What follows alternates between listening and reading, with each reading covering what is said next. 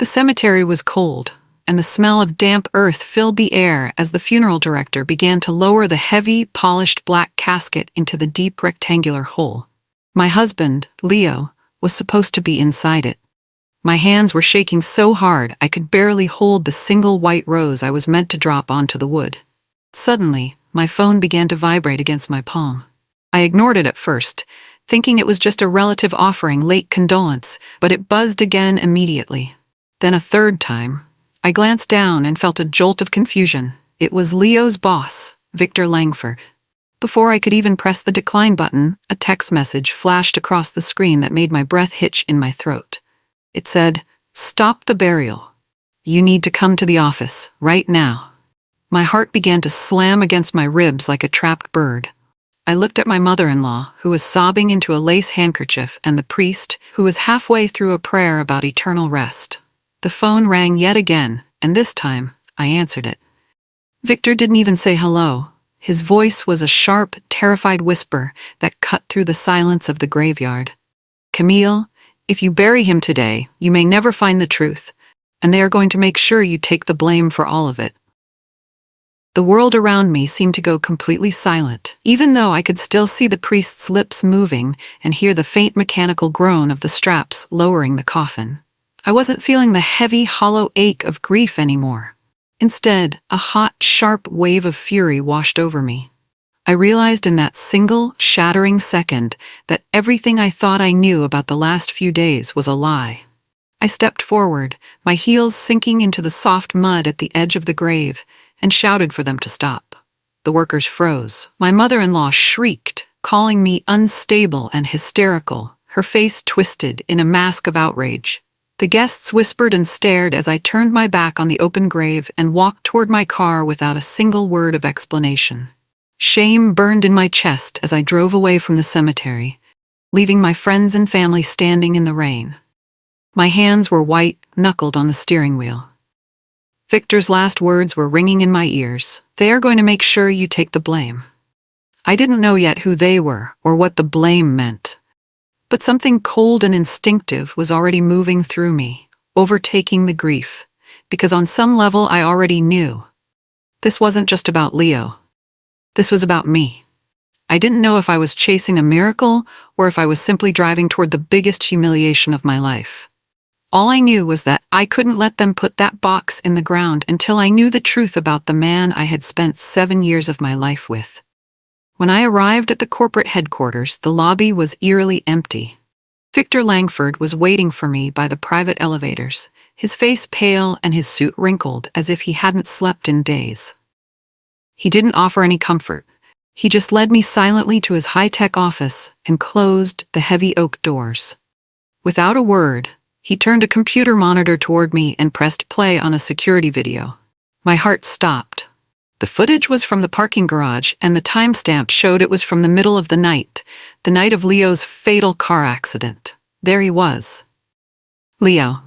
My husband, who was supposed to be a body in a morgue, was walking calmly toward a dark SUV. He looked perfectly fine, with no scratches or signs of injury. He met a man whose face was obscured by a hood and handed over a heavy-looking duffel bag.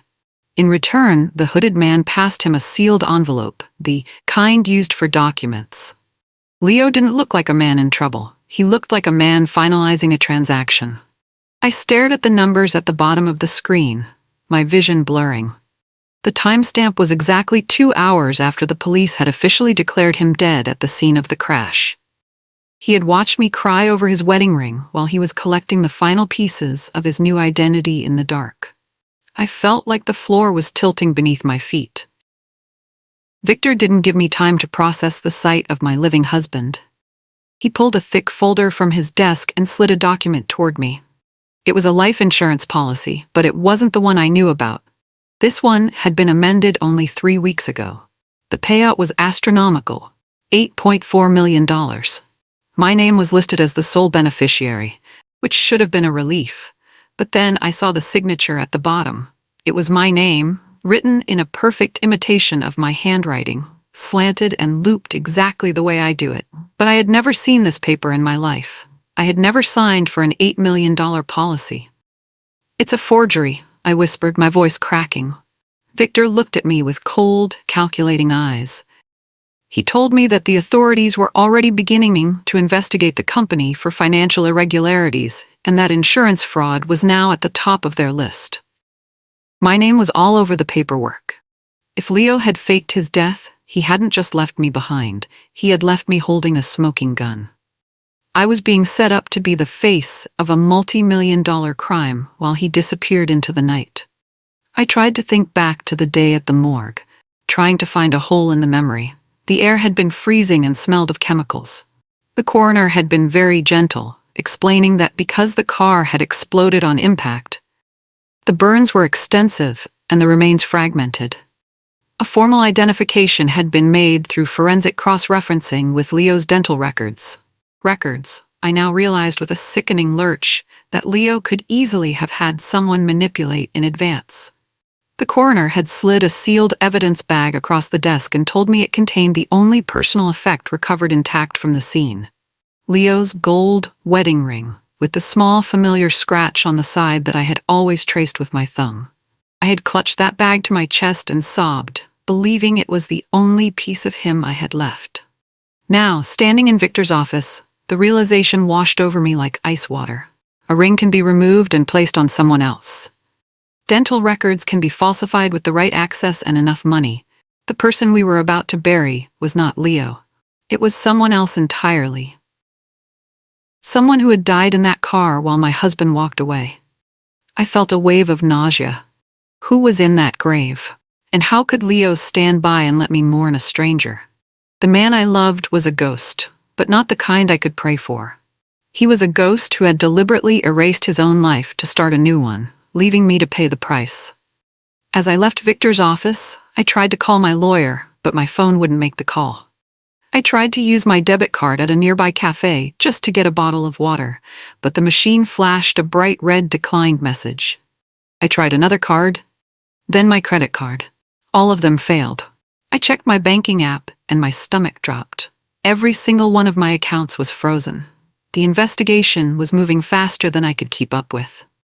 When I finally pulled onto my street, my heart sank. There were 3 news vans parked in front of my house, and reporters were already swarming my front porch.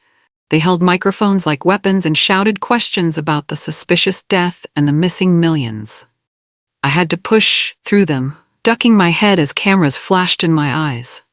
One reporter yelled, "Did you help him do it, Camille?" I slammed my front door and locked it, leaning against the wood and shaking. I looked at the television, and there was my face on the local news. The headline scrolling across the bottom of the screen read, "Widow profits from executive's suspicious death." In less than 4 hours, I had gone from a grieving wife to a greedy villain in the eyes of the entire world. The next morning, Victor Langford came to my house. He didn't knock. He waited for me to come out to the porch. He looked around to make sure no reporters were within earshot, and then pressed a small silver key into my hand. He told me it belonged to a storage unit he had found a record of in Leo's private desk at work, a unit I didn't know existed. I drove there immediately, my heart pounding in my ears. When I slid the heavy metal door up, the unit was mostly empty, except for a single small backpack sitting in the center of the concrete floor. I tore through it quickly, my hands shaking too badly to be methodical. Inside, I found 3 different passports, stacks of rubber-banded $100 bills, and 2 burner phones. I noticed a small notation scratched onto the surface of the inner fabric lining. The number 3 was circled in what looked like a hurried hand. I paused on it for only a second before moving on, my attention pulled by the passports. I opened all 3 passports one by one. Each had Leo's face, each had a different name. The first 2 were clean, no stamps, no travel history, contingency identities, held in reserve in case the first plan failed or Marcus J. Hale became compromised. The third was the one he had used. I flipped through its pages, and my breath caught. There was an exit stamp from a small regional airfield dated 3 days ago, the morning after he had staged his death. He was already gone. He hadn't just faked his death, he had planned his escape down to the very second. He was likely thousands of miles away while I was standing in a dusty storage unit, holding the proof that my entire marriage had been a carefully constructed facade. I sat on the cold floor of the storage unit and picked up one of the burner phones. To my surprise, it still had a sliver of battery life left. I scrolled through the messages, most of which were encrypted or deleted, but the very last one was still there. It was sent to an unsaved number on the night of the accident. It said, "Everything is ready. She knows nothing." I stared at those 3 words, "She knows nothing." He wasn't talking about a business partner or a secret lover. He was talking about me. He had used my ignorance as a shield. I wasn't his partner in life. I was his pawn in a game I didn't even know we were playing. He had counted on me being the grieving, quiet widow who wouldn't ask questions.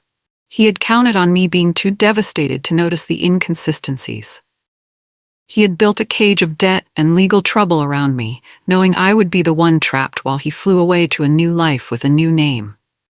The grief I had felt for the past few days finally vanished, replaced by a cold, hard clarity. Leo hadn't died in that car fire.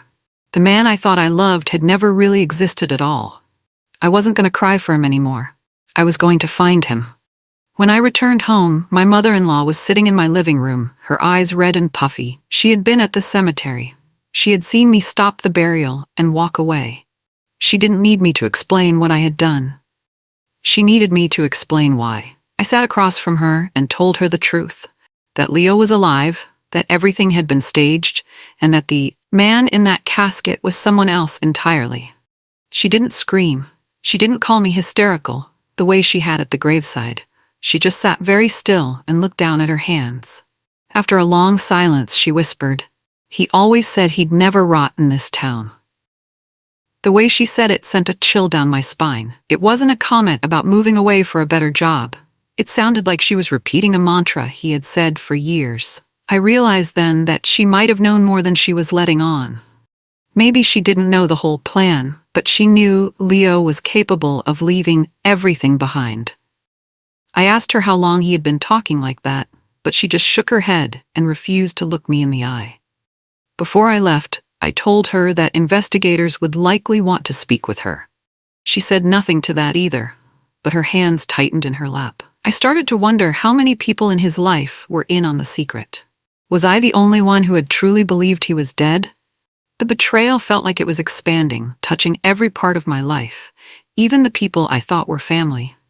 I was surrounded by secrets, and the walls of my own home felt like they were closing in on me. That night, I couldn't sleep. I lay in our bed, staring at the ceiling, and began to replay the last year of our marriage in my head. The signs were all there, hidden in plain sight. I remembered the sudden late nights when he would come home smelling of expensive cigars and air travel. I remembered the emotional distance that had slowly grown between us, a gap he filled with expensive gifts instead of conversation. Most of all, I remembered the unexplained cash deposits I had seen on a stray bank statement months ago. When I had asked him about it, he had laughed it off, saying it was just a bonus from a successful project. I had believed him because I wanted to believe him. I had trusted him with my entire heart, and now that trust felt like a weapon he had spent years sharpening just to use it against me. Every "I love you" now sounded like a lie. Every anniversary dinner felt like a rehearsal for his disappearance. I wasn't just losing my husband. I was losing my past. I couldn't trust my own memories anymore. I realized that the man I had shared a bed with was a stranger who had been calculating his exit since the day we said our vows. The next morning, I went back to see Victor. This time, he looked even more stressed. He finally admitted the full scale of the disaster. Millions of dollars were missing from the company's primary accounts. But the worst part was how the money had been moved. Someone had authorized the transfers using my personal login credentials and my digital signature. Leo had set it up so that every cent of the stolen money appeared to be under my control. Victor looked at me with a mix of suspicion and fear. He told me that the board of directors was demanding an arrest. I realized with a sickening thud in my chest that I was the perfect fall person. I was the grieving widow with the massive insurance policy and the digital trail leading to the missing funds. Leo hadn't just left me, he had fed me to the wolves to make sure no one would ever go looking for him. If I went to prison, the case would be closed and he would be free forever. I stood up, my legs feeling like lead. I I had to do something before the police came for me. I wasn't going to let him win. I wasn't going to let him ruin the rest of my life from whatever beach he was hiding on.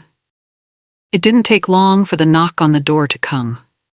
2 detectives were standing on my porch, their expressions neutral and professional. They asked if I would come down to the station for a formal questioning.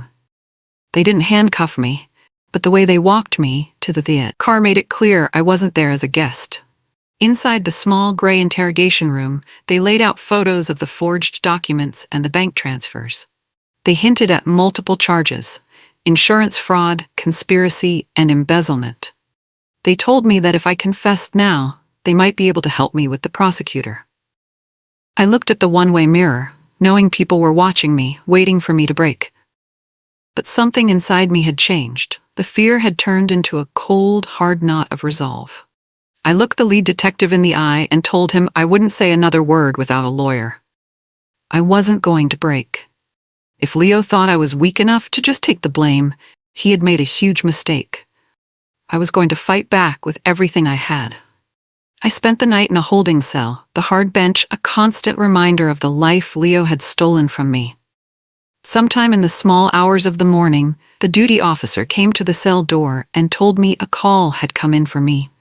Someone who had left a number and a message. Tell her to call this number the moment she's released. Tell her I need her free and fighting. The duty officer didn't say who had called, but I already knew. Victor Langford wasn't acting out of kindness. He needed me out of that cell and moving. Because a convicted widow made a tidy ending to the story, while Leo stayed invisible. And that outcome was precisely as dangerous for Victor as it was for me. The next morning, I was released on bail, the fee arranged through a lawyer Victor had passed along, a man named Darren Vale. It was another calculated investment by a man who needed me free and moving, the same logic as the phone message the night before. In those first hours after release, the reality of the past few days settled over me clearly. I had been surviving on the storage unit cash since my accounts were frozen. Small amounts pulled from the backpack each day for food, fuel, and basic needs, the only money I could access that wasn't tied to an investigation bearing my name. It felt strange to survive on Leo's escape fund, but I'd had no other choice. Darren was a sharp, quiet attorney who didn't waste time with small talk. We sat in his office, surrounded by stacks of evidence, and he began to go over the parking garage footage again. He spent hours zooming in on every frame. Suddenly, he paused the video and pointed to a reflection in the window of a car parked across from Leo's. In the distorted glass, you could see a second man standing in the shadows of a concrete pillar. He wasn't the man Leo had met. He was a third person, watching the entire exchange from a distance. He had a distinctive, oversized watch on his wrist that caught the light even in the dim garage. A heavy, custom-made piece of the kind worn by a very specific tier of private financier. A watch like that was not bought in a store. It was commissioned. There were perhaps a handful of men in the entire city who owned one. I didn't know the man's face, but I knew the watch was the key. Darren looked at me and said, "We found him, Camille. Now we just have to figure out who he is." I already knew where to start looking.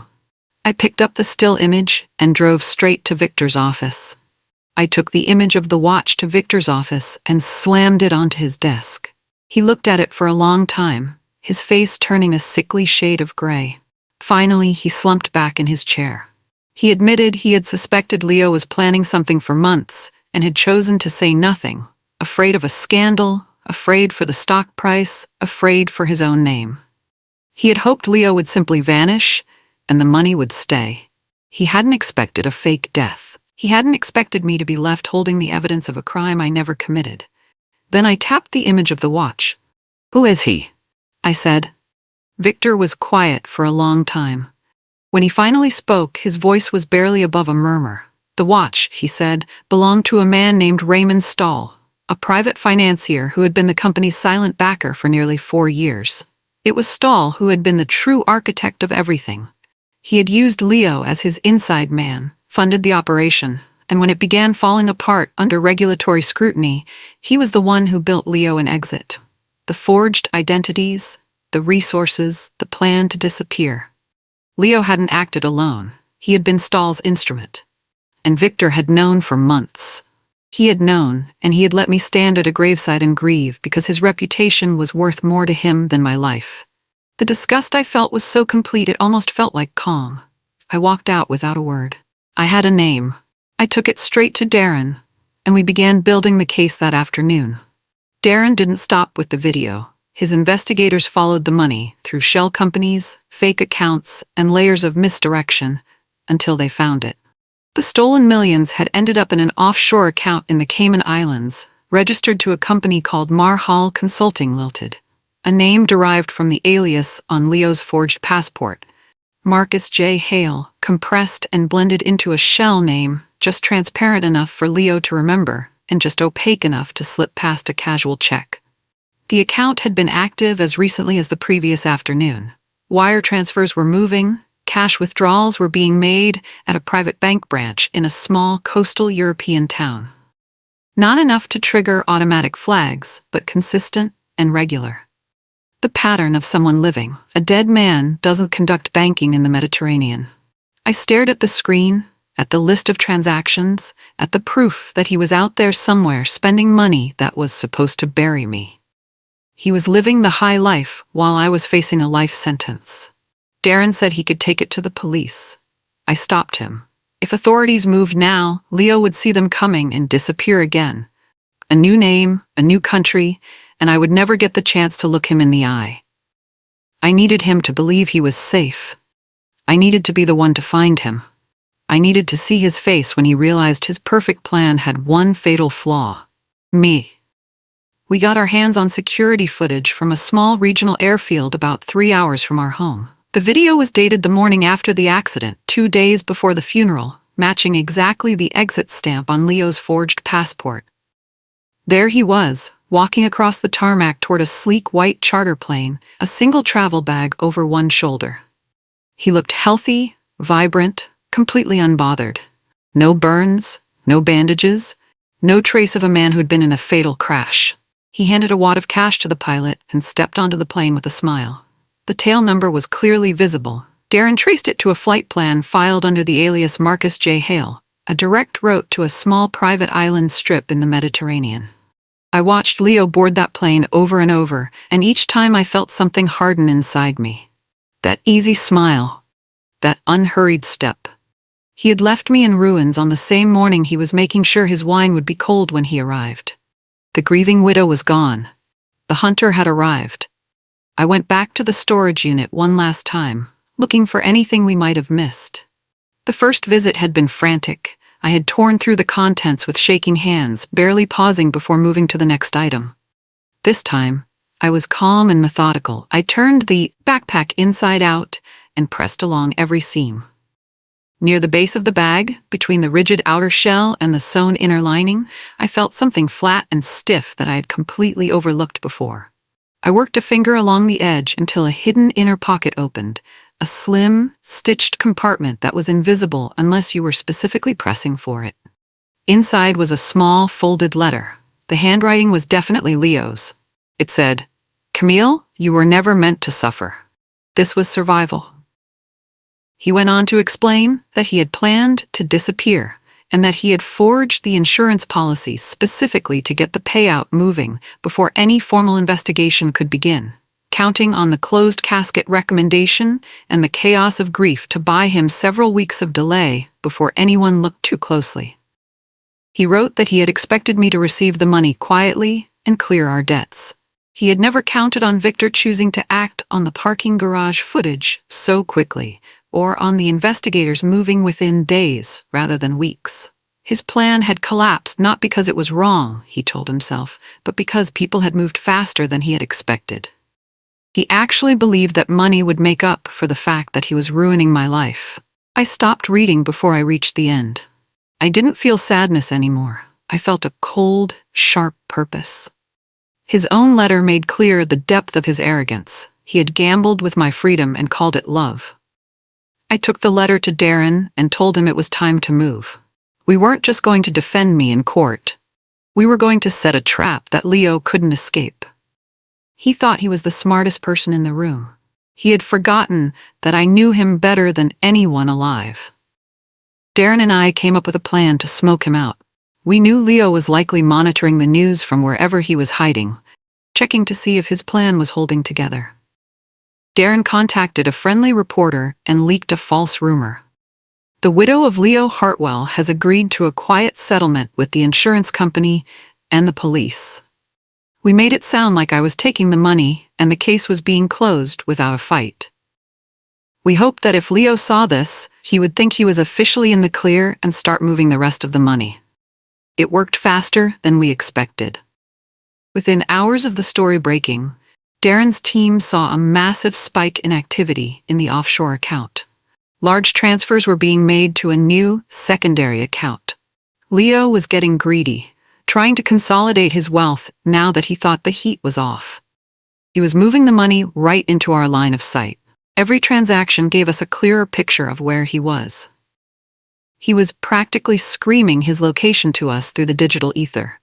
He was so confident in his own cleverness that he didn't even consider that I might be the one behind the news story. He still thought I was the woman who knew nothing. The breakthrough came at 3 a.m.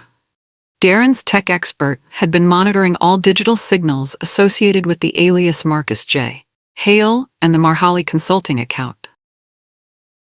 A new cellular signal, traced to the third burner phone Leo had taken with him, the one whose absence I had noticed from the circled notation in the storage unit, briefly connected to a roaming network. It was active for only a few seconds, likely triggered when Leo powered it on to check an encrypted message, but it was enough. The signal was coming from a luxury private villa on the coast of a remote island in the Mediterranean. It was a place for the ultra-wealthy, a hideout where people with enough money could simply disappear. I looked at the map on the screen, the red dot blinking like a heartbeat. He was there. He was sitting in the sun, probably thinking about how lucky he was, while I was sitting in a dark office in a city that hated me. I didn't hesitate. I told Darren I was going there. He tried to talk me out of it, saying it was dangerous and that we should just call the local authorities. But I knew that if the police showed up without me, he might find another way to slip through their fingers. I needed to see him. I needed him to see me. I went home and packed a single bag, my mind already halfway across the ocean. Victor Langford called me that evening. His tone was different from the cold, calculating man I had walked away from. His voice was clipped and tight, stripped of any pretense. His own attorney had confirmed what I had suspected. The board was now investigating Victor personally for knowingly turning a blind eye to Leo's crimes, and more damningly, to Raymond Stahl's involvement. The only way for Victor to protect himself was to ensure Leo was captured. The full truth came out, and Stahl's name was on record with authorities. He offered to fund the trip through a corporate travel account, framing it as an investment in the company's recovery. I didn't care about his motives. I just needed the plane ticket.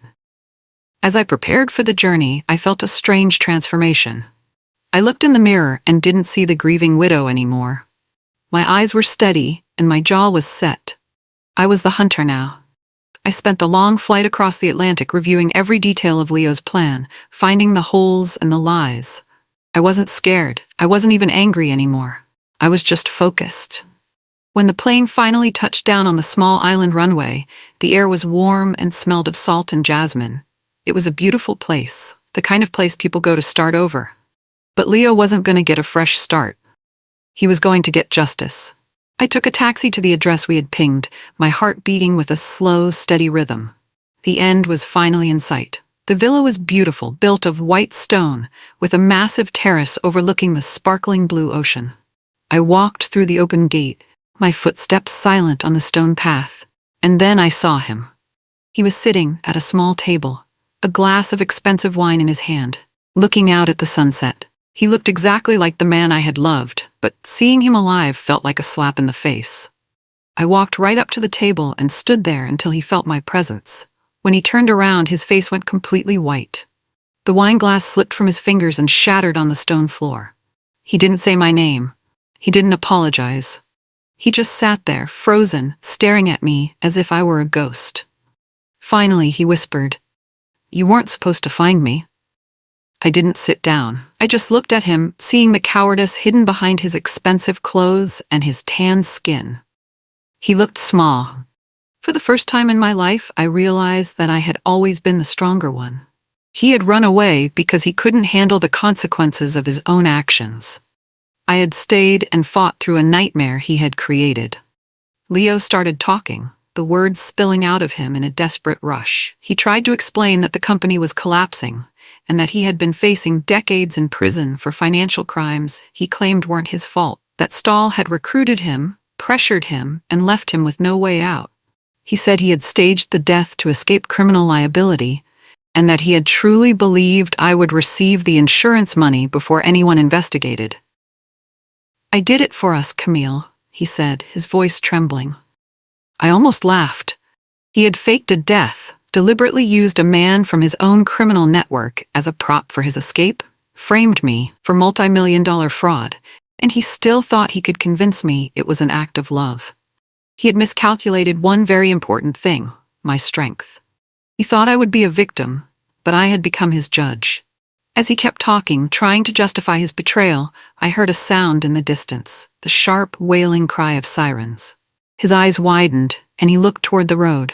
He tried to stand up, to run, but I didn't move. I just stood there, blocking his path. "It's over, Leo," I said. The sirens got louder, echoing off the white stone walls of the villa. There was nowhere left for him to go.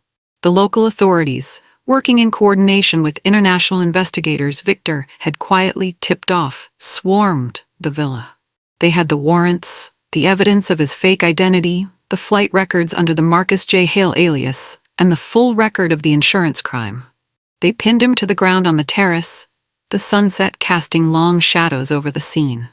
As they pulled his arms behind his back and clicked the handcuffs into place, he looked up at me. He wasn't angry anymore. He just looked terrified, like a child who had finally been caught in a lie too large to outrun. He called out my name, pleading with me to do something, to help him one last time. I didn't move. I didn't look away. I watched as they led him down the stone path and into the back of a police car. I felt a massive weight lift off my shoulders.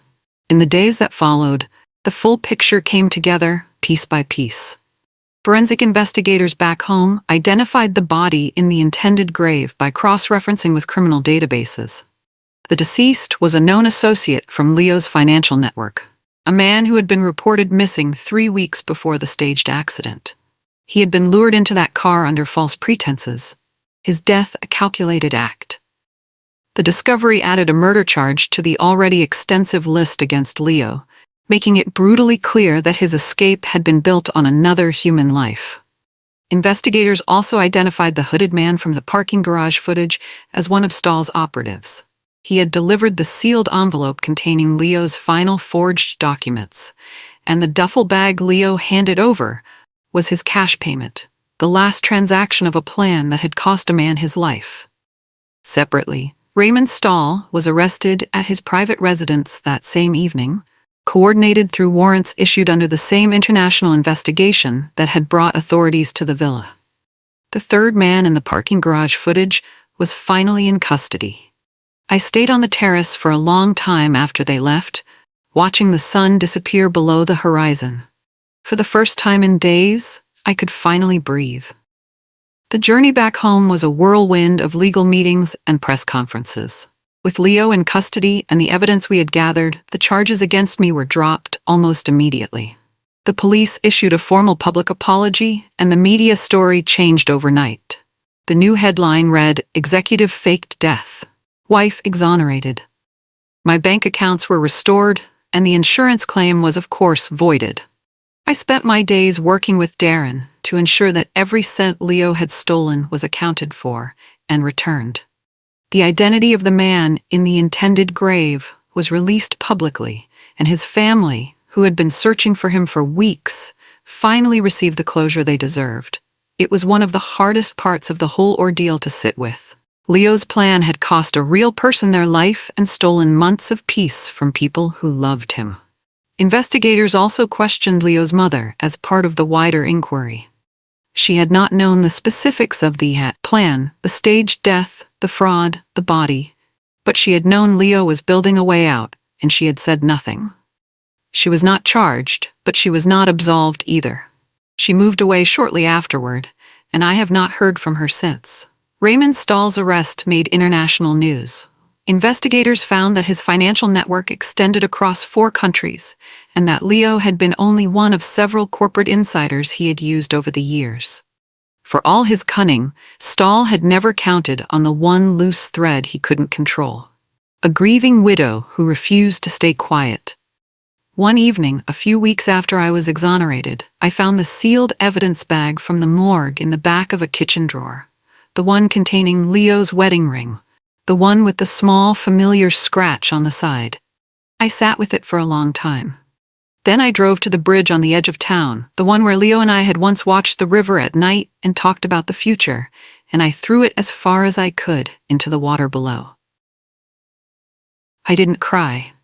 I just watched the ripples spread and disappear. A few weeks later, I walked back into the company building, not as a suspect, not as a victim, but because the board had realized I knew more about the company's internal workings than anyone else left standing. They offered me an advisory position to help clean up the mess. I walked through the lobby with my head held high. I had reclaimed my name. The rest was mine to build. Months later, the dust has finally settled.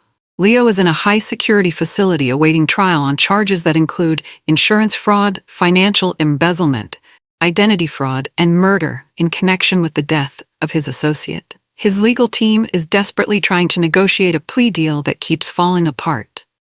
Raymond Stahl is facing a separate and far more extensive set of charges across multiple jurisdictions, and the lawyers who spent years protecting his interests are now quietly stepping away from him. I don't visit Leo, I don't write. He is a chapter that is permanently closed. Today I sit in the boardroom beside Victor Langford, whose position is substantially diminished following the settlement for corporate negligence. Through that settlement, I became a major voting shareholder. When I speak, the room goes quiet. There are days when I still feel the ghost of who I was, the woman who stood at a graveside holding a white rose, believing everything. I don't try to outrun that woman. She was real. She was the reason I fought so hard. Leo thought he was burying himself to be free. He thought he could bury me under the weight of his crimes. He was wrong on both counts. He didn't realize that by trying to destroy me, he gave me the only thing I had ever been missing: proof of what I was capable of. I look out the window at the city below and feel something I don't have a clean word for. Not quite peace, not quite victory. Something steadier than both. I earned it. Thank you so much for staying with me until the very end. Please take a moment to like and subscribe to hear more stories like this one. There is another one waiting on your screen right now.